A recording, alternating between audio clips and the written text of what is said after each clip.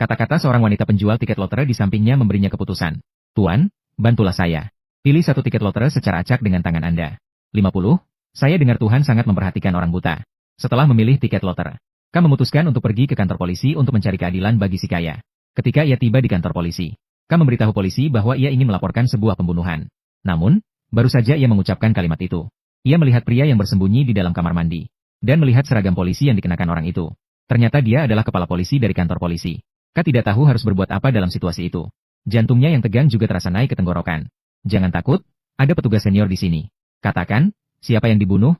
Untungnya, dia mendapatkan akal dengan cepat. Dia segera menjelaskan bahwa kucingnya yang dibunuh.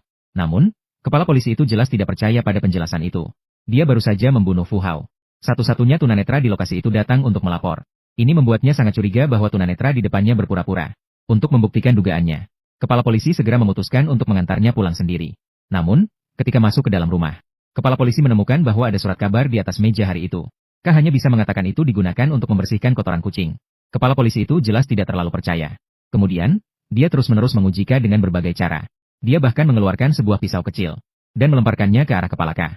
Untungnya, K mampu mengatasi ketakutannya dan tidak menunjukkan celah sedikit pun. Melihat situasi itu, kepala polisi juga menganggap dirinya terlalu khawatir. Kemudian dia pun pergi dari tempat itu. Tapi tidak tahu bahwa dia juga akan menanggung konsekuensi berat dari kesalahan penilaiannya. Tak lama kemudian waktu menunjukkan malam. K datang ke bar seperti biasa untuk bermain piano. Tapi pada saat yang sama, XM juga datang ke sini.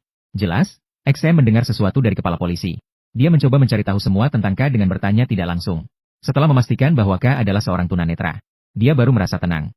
Sementara itu, K juga mengamati XM secara diam-diam. Seorang wanita yang baru saja membunuh suaminya di pagi hari. Namun di malam hari, dia bisa seperti orang biasa yang datang ke bar untuk minum.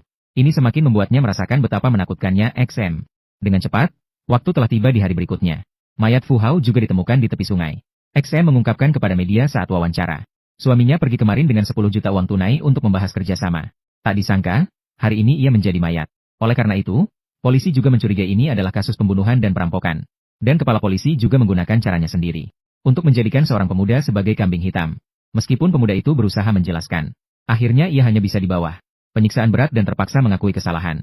Segera, polisi memanggil keluarga untuk mengonfirmasi. Karena K juga merupakan orang terakhir yang melihat Fu Hao. Polisi memanggilnya untuk merekam keterangannya. Mendengarkan polisi membacakan pengakuan yang dipalsukan, dia tidak bisa duduk diam lagi. Semuanya adalah kebohongan. Mereka berdua yang membunuh Fu Hao, menaruh mayat di dalam kopor, dan bahkan di depan mataku. Aku bisa melihat matamu melihat ke arahku. Tangkap dia. Mereka berdua bersekongkol melakukan kejahatan. Bukan dia yang berpura-pura buta. Saya tidak berbohong. Namun, ini hanyalah hayalan